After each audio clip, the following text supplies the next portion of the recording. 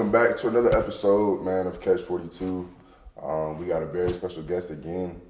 I'm your host, Dwight Allen. I'm Josh Stinson, and we got our boy Fernando Gonzalez on here. How we doing? How's it? How you going? How you doing? Pretty good. Pretty good. It's been a special season. Yeah. And it's a lot of fun. So yeah. So Fernando, what year are you? I'm a senior now. Yeah. So we've been teammates for a long time. So kind of talk about how your journey's been here at the University of Georgia. Been pretty fun. You know, you get to learn a lot of things, and then obviously we went through different coaches and whatnot, but just the players that we've gone through in and out, you definitely get to learn some stuff from every single one of them, and it's been fun to see different people grow, and just watch you learn throughout the years here. Definitely. Yeah, so we came in together 2020 year, COVID year. You know, we went through a lot at the beginning, just trying to get on the field and just, you know, pick up a ball and play baseball. Kind of describe, like, you know what I'm saying, like how that journey's kind of been thus far, going through COVID, you know, not really being able to do much freshman year, and kind of explain that. How's that been? It's definitely a learning process for everyone. You know, we've all gone through that. I think coaches did a really good job just teaching you the way of like what to do and what not to do. And then you start, you know, getting into groups and like trying to figure out learning from seniors as well.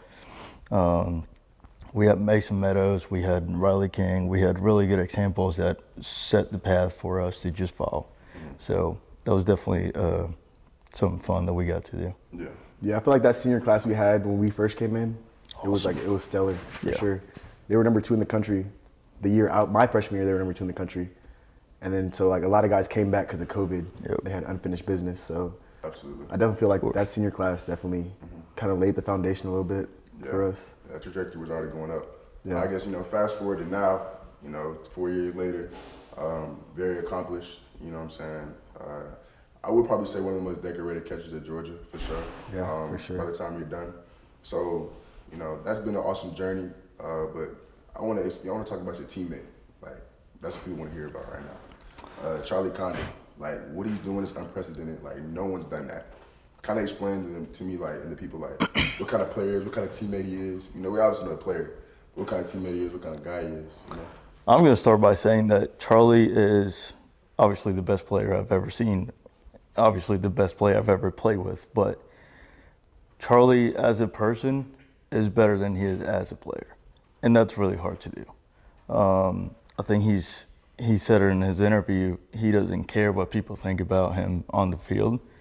He wants to focus on what people say about him off the field. So that's something that really stuck with me throughout his years. He hasn't changed. He's just gotten better as a player and as a person. So that just speaks volumes about him and then his family, how they raised him. But yeah, what this kid's doing, it's unreal. It's unreal. Yeah, and it's crazy because like you can never really tell when he's super excited or super sad. Like he always like super level.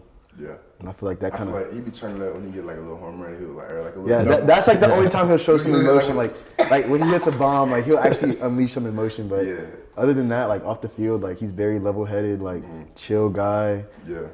And he doesn't try to, I'm the best player on the team. Like he never says that. Yeah. We have to say it for him. We're like, bro, you're a beast. Like Charlie, you're the king. You're the home run king. Like we got to say that for him because he's not gonna say it. Y'all talk about the records they be breaking in the locker room? Not really. I mean, we tell him like congrats and whatnot, but that's not something he plays for, man. Yeah. Like he's got high expectations, and he's got a high standard that he's just gonna keep going. Yeah, man. Keep going. He's reached all those standards and more. He's not done yet, but that's the crazy part. Exactly. So I mean, you spoke on a little head coaching change. You know, that was a whole whirlwind this past summer. You know, a lot going on. Kind of speak about how Wes has kind of influenced you, because I know he's a pitching guy and you're a catching guy. So like-minded people, you know, it's a match made in heaven. But explain what he's kind of done for you. Man, it's been amazing. You get a guy that worked in big leagues, won a national championship at LSU. He knows what it takes to win. And then the way he approaches the game, the way he just sits and watches the game, how much he understands the game, it teaches you a lot that people don't really see, that fans don't see. But when he sits down and talks to you about what's going on, what you should be thinking about before the play even happens, and just the mental side of it, think we can both agree. It's been game changer for me this year. That's crazy. Yeah, he's a crazy coach. Like, we'll sit in on the pitcher meeting sometimes, and he'll be like, it's like a really good hitter, like Brandon Montgomery. He's like, oh, he has holes. Like, these are his holes. Yeah. If we attack him, we get the ball there, we'll get him out. Surely enough, like, exactly what he said, it worked. Like, it got him out like, basically the whole series. Like, he had a few good games, but when they executed those spots, it was crazy. Yeah. And, like, he just knows the game so well. Like, he watches film, and, like, they take the time to actually process what we have to do to win. And I feel like that's what's kind of helped us make a big jump. Yeah. Because, like, our coaches really care about winning. I mean, I just saw that I think he notched the first or the most amount of wins in a first-year coach in Georgia history. Yeah, that's big time. I ain't gonna lie. That's And we big still have time. 6 games left. Yeah. I mean, shoot, like, there's a chance to really, you know, make a big stretch for this last few games. You know what I'm saying? Like, 'cause your brother, like, it's in the clear right now. Like, it's within reach to host a regional now. It is. Right. And we haven't done that since 2019. Yeah. So, you know what I'm saying? That's big stuff. How y'all feel about that? No, we get a host, and we're excited for it. You're just gonna finish strong. Yeah. That's what you do in this league. You finish strong, and then you put yourself in a good position for a postseason. Yeah. So we're excited. I mean, we're really excited about what Wes has done and the whole coaching staff this year. We're just trying to play for him and for each other. So. Yeah, I just think knowing it's within reach is crazy. Like, we kind of control our own destiny. Like, we don't need somebody to lose for us to make it. Like, if we win out, then we'll put ourselves in a great spot to host a regional. And I feel like that kind of gives us a lot of confidence because, like, we can just focus on us. It's not like, oh, we need this team to lose. Like, we can just focus on us, play a good ball game, and just win games, and we'll be in a good spot. So we think we're talking, like, have y'all been talking about, like, Omaha?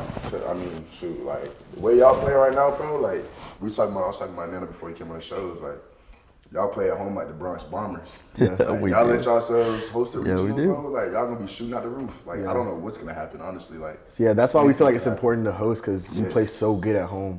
Yeah. Like, it's night and day almost. But we play so good at home, and I just think we can host a regional. We can make it to Omaha, and Wes has kind of been talking about that the whole season. He's like, you got to believe we're going to make it. Like, you got to see yourselves in Omaha already. That's one of his big things this year is like belief, and he says it every day. You believe in yourself, you're going to do really good things, and that's one of the messages that at first you hear the word belief and you're like, oh, I just got to believe that I'm good at this game, but then you know this season goes up and down. You as a player start going up and down. So what are you doing when you're in those lows? That's going to help you get back into your highs. Yeah. And that word belief is where you have to fall back into.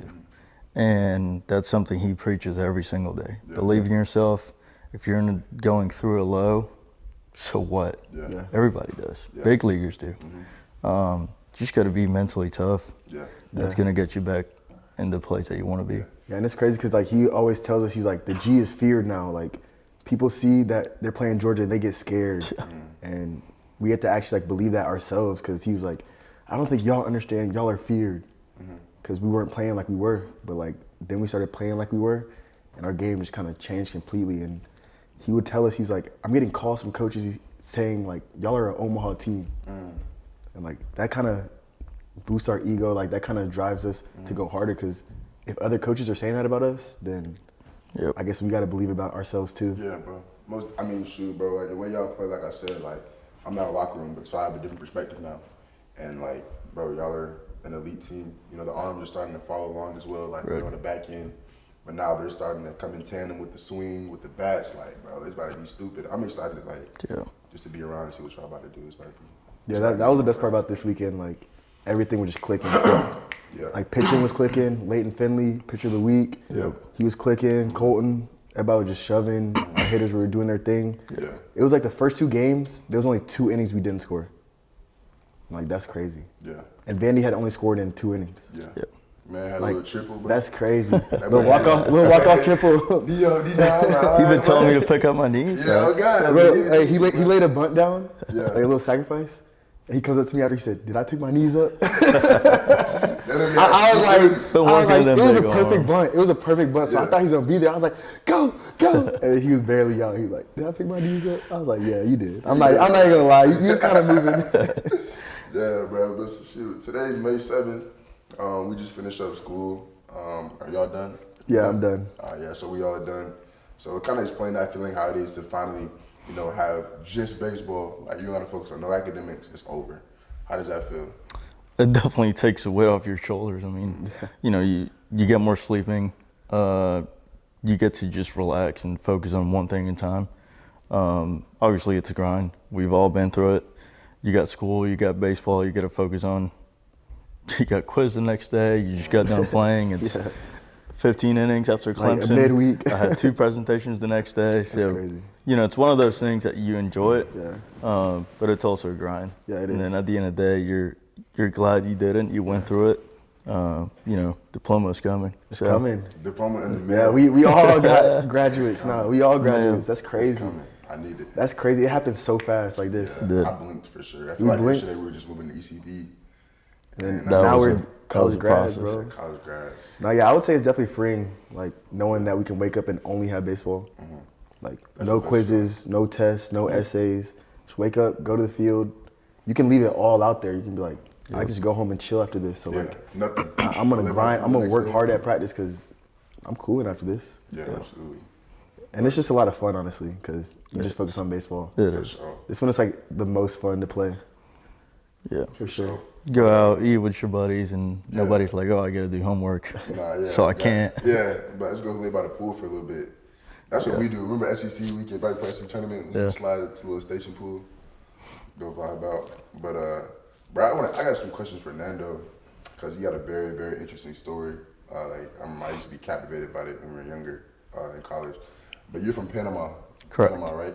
Panama City, All right, cool. Panama. I'm gonna let you take it from there. But yeah, just kind of explain that journey from Panama to U.S. to baseball to school. Like, how's that? You know what I'm Yeah. saying? So I was born back in Panama City, Panama. Started playing baseball when I was 3 or 4. So all I remember is just baseball growing up and a little bit of soccer here and there. Nah, don't let him fool y'all. He actually He's like that. He like Like, he that. pick up football. He really like boom. that. I'm like, bro, where you get that from?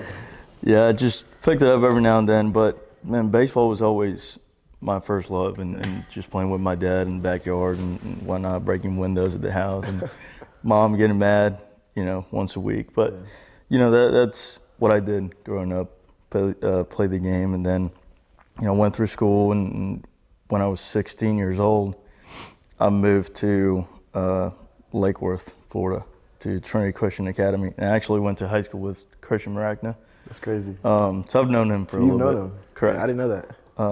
I did my sophomore and spring or fall of my junior year down there. Okay. Then I moved up to Norcup Christian, and it was a great program, great school. Obviously got to play for Team Elite this summer, and that's how I ended up committing to Georgia. So it's been a long process. It's been fun. Yeah. A lot of ups and downs, obviously, but I'm glad that I have my parents and everyone around me supporting me throughout. Yeah, that story is throughout the way. crazy. You've kind of gone all over just playing baseball. I feel like baseball is like that as a game. Like, it'll Correct. take you anywhere.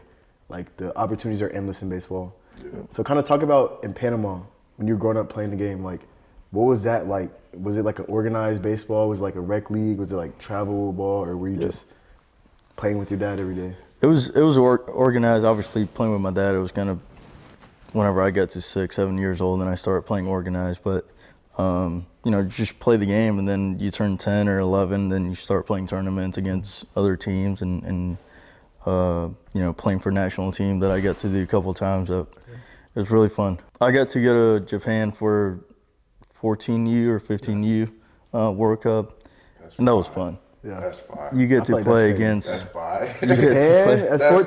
fire. It's like baseball. Baseball opens doors, bro. It That's does. so fire. You get to play against USA. USA had Jarrett Jones, who's now with the Pirates, dealing. So you get to play against guys that you're like, all right, he's going to Vanderbilt. Yeah. And we were 14 years old. That's crazy. So it was fun. It was definitely fun. I've gotten to go cool places and play the game, and it doesn't change. I mean, it's just fun baseball. all around. Yeah. Yeah. It's pretty cool.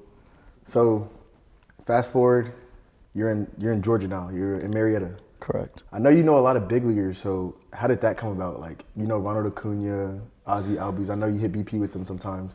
So, how did that all come to So, fruition? the one that I know, my buddy's Johan Camargo. He used to play for the Braves a couple of years ago. During the COVID year, their field was closed. And we were hitting BP at our field every day at our high school.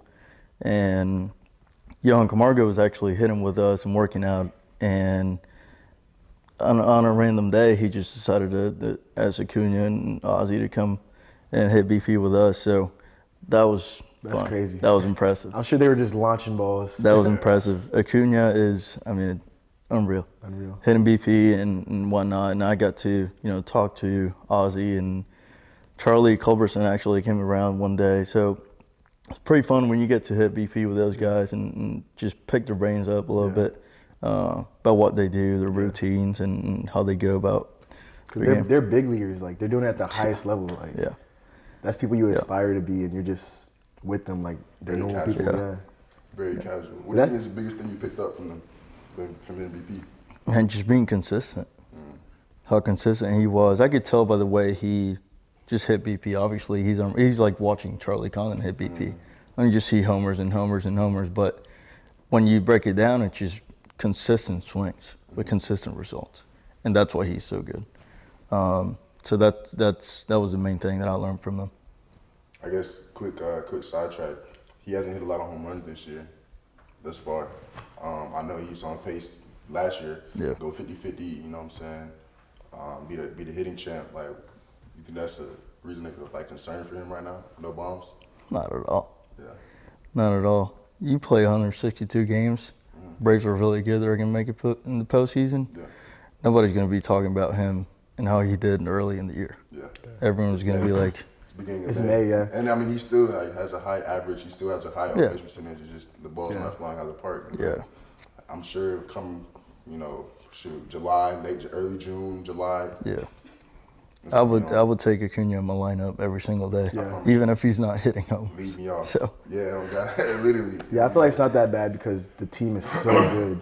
Yeah. Like, he's on a really good team, so he doesn't have to be the star player. Like, Correct. we got Austin Riley. Like, we got Yeah. other star players, so he doesn't always have to hit 50 home runs a season for him to be good. We got champs out there for real. Yep.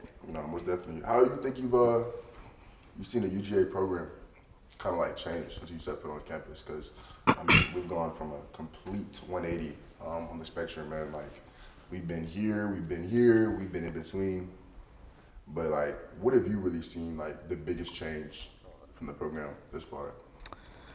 Man, it's kind of funny, but just goes back to belief. Like, we're playing with that chip on our shoulder. We're playing with that belief. We play with it, knowing that the coaches trust who we are as players. And I think the biggest thing too is like, no matter what happens, you just got to keep playing the game. We started our SEC season by getting swept on the road by Kentucky, and it's one of those things that you sit back and you're like, all right, what am I going to do now? Am I going to learn from this and get better, or am I going to just sit here and keep playing the game and keep taking the L's? So something had to change, and it really starts with Wes being that guy, being that mental health coach per se.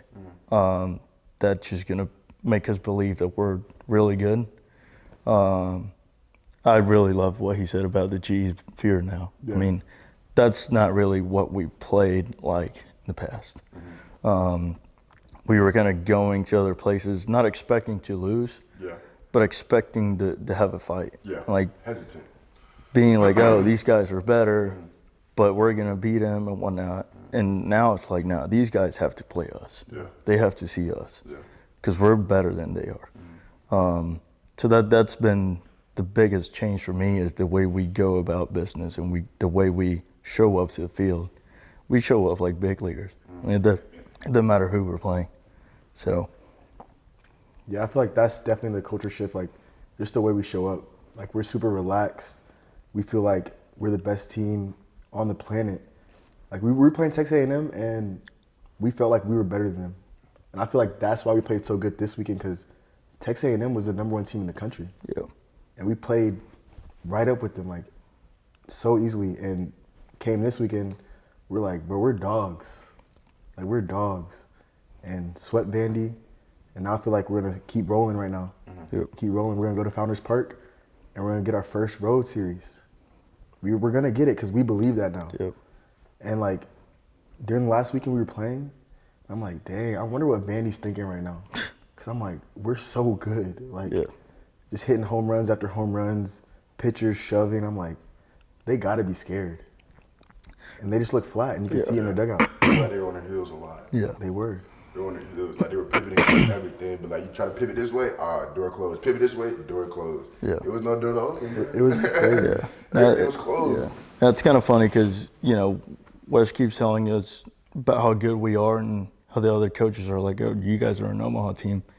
When I sit down and I kind of look at scouting reports and numbers from other teams before, like prior to weekends, to see how we're going to pitch to them, sometimes I just look at our numbers. It's like, dang. And it's like, all right, how are they going to pitch to us? I saw a crazy stat, bro. This man, Chuck, has 33 home runs and 35 strikeouts. That's crazy. He don't That is strike out. insane. He don't Bro, strike out. we usually talk about like a strikeout to walk. walk ratio. Strikeout to home run. Home run to strikeout ratio, bro. That's what crazy. are we talking about, bro? He's a GOAT, bro. What are we talking He's a GOAT. about, bro? Nah, you want to know another crazy stat? So Vanderbilt, we're playing Vandy. Like, their 4-hole hitter had like 5 home runs. So me and TK, we in the dugout, we're like, I wonder how many home runs their whole lineup has. 31. Like, they're starting 9, 31 home runs. Chuck had 32. So I'm like, dang, Charlie Condon has more home runs than their whole starting lineup. That's insane. That's How many you insane. got? 8. Wow, that's your biggest offensive production year. That is crazy. That's bro. crazy. But like, It and wasn't that's just no Charlie. And then bombs. like, Branch has 15. That's what like. Branch Goldstein has 12. Like, Slade has, like, we have other bombers too. So it's not like we only have Charlie. It's like, dang, it keeps going. Everybody can hit a home run. But like I said, they pivoting, bro. You pivot this way. You try to put Condon on. Who comes behind Charlie? Goldstein. Shit, I throw it for Goldstein. Yeah. But he hit one to the greenhouse heard. last weekend. No, I'm telling you, dude, like looking at scouting report, and you look at our scouting report, there's no way around it. There's none. You got to come after us. It's like you either pitch a Corey, and you don't pitch a Condon, or, I mean, you take your chances.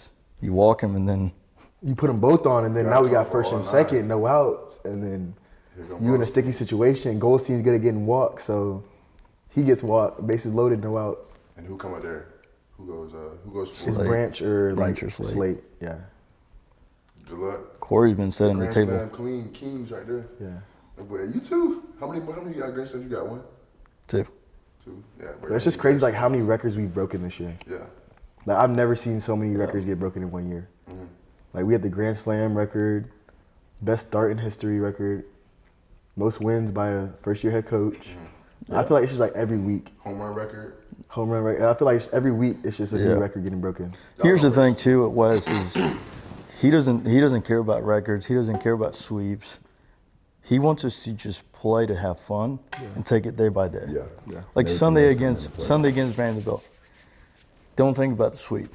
Think about winning today. And then just let the fans take care of, oh, we swept them and we did whatever.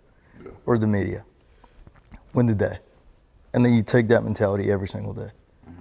That's it. Simple, man. Yeah, it is really simple. It is simple. I feel like they really preach that. Just like take care of business. Don't give away at bats. One day at a time. Don't give away pitches, and Yeah. the results will take care of itself. And they have been, and Yeah. that's what we got to focus on. Just pitch by pitch, at bat by at bat. If we just don't give them away, then the game will take care of itself. The score will take care of itself. Yep. And we're really starting to buy into that, and I feel like that's why we're catching our stride right now. Getting in that groove. Yeah. Like I said, we were gonna get in the groove in the season, and we're gonna start rolling. Here we are. Should get teams do, By that man. time. Yeah. It's about that time, yeah. Definitely. Got to So, take off. I guess I got a question too. You know, you've been here for 4 years. You know, a great career. What's kind of the legacy that you want to leave at Georgia as you're concluding, you know, finishing up the last year? And just, to me, it's more about, like I said about Charlie, to me, it's more about who I am off the field and what newcomers are going to say about me. Like, hey, this guy really helped me off the field, or just like understand what happens on the field and how to be not only a better baseball player, because that's easy to do, but also a better person. So that to me it's what's most important, is how I treat people, my relationship with others, and what kind of a positive impact I can make in their lives. Not only off the field, like I said, but off the field as well. Absolutely. No, I feel like you've definitely done a great job. I feel like your story is a testament to just kind of the character you have, you know, the kind of business you stand on, you know, when you walk in a room, you know, the respect factor, all that kind of stuff is things that kind of play an intricate role in who you are, you know what I'm saying? Because I'm sure people have a lot of great things to say about you as a ball player, you know, how you can stick it behind the plate, how you can hit a ball, you know, 400 feet, but, you know, the person that Fernando really is, you know, a true testament to you. So kudos, bro. Most Thank you. If you had to go to dinner with 3 people, dead or alive, who you going to dinner with? I feel like I've gotten this question before. I always give different answers, Shit, talk to me what you got. but gotta go with baseball. One. Give me Babe Ruth. For some reason, just Wow, give me Babe Ruth. the real Bronx Bomber. On the mental aspect, let's go with Kobe. Because that man was He's a different. goat, Mamba. He was different. And then gotta get some laughs, so let's go with Will Ferrell in there. That boy said Will Ferrell. That would be hard though. That would be crazy. Kobe and Will Ferrell been kicking it though. They be kicking on the little court side, the Lakers games. They That's used to funny. kick it. Oh God, they used to be. Will Ferrell's hilarious, bro. Yeah. I can see him doing that. I always give different answers, but No, that's a good one. That's a good combination. What's my next question, Torrin? I forgot it. I got you one. Would you rather go to the beach or go to the lake? give me beach, man. Beach, yeah. Yeah. I agree with that. Yeah. More of a That's beach good. person. Okay. So you just got drafted. Not you just got drafted. You just signed your max contract. You know, we're talking down the road. And you have a chance to get any type of whip that you want. Custom interior, you know, the outside, the works, anything you want to get, what you rocking out with. I don't know. I'm a simple man. I'm going with like a blackout Raptor. That's just who I am. Just give me something simple but nice that nobody knows it's nice. Blackout Raptor. That'll The be Raptors are You insane. going crazy on the interior though, like, cause you can't really see the interior, like. I know. For you, you know. I mean, probably a red. Yeah, red red sea. Can't really see it. Yeah, little red bloody guts. Something simple and cool. For sure. I want to give a big thanks to the Mark for opening up their place once again for us to be able to film our show. Want to give a big shout out to the Players Lounge. Lastly, huge shout out to our guest, Fernando, for coming on the show to join us today. We had a great time, great conversations, and we'll see y'all next time.